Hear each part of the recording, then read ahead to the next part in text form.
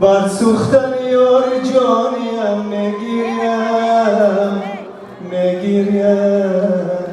میگیریم از آمدن پیری ندارم آزار وای آزار وای آزار بر رفتن نوجوانیم میگیریم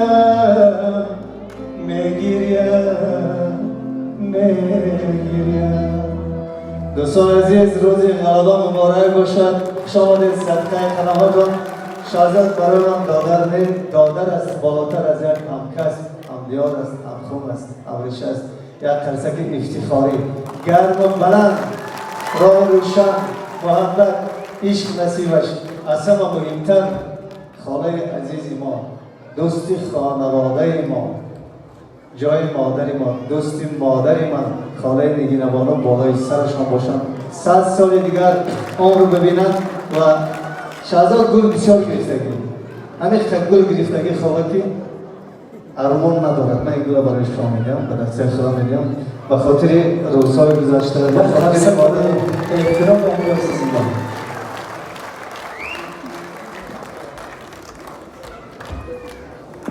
این خواهد برای شما.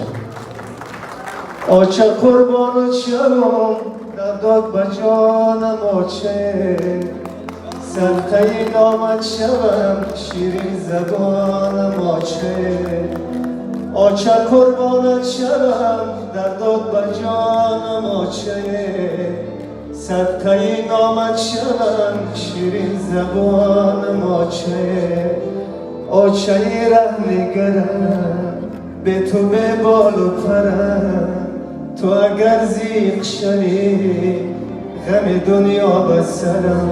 سلام باشه خوش برای شما انشاءالله یک کلمه برای شهزاد به خاطر روزهای گذشته به خاطر عشق و محبت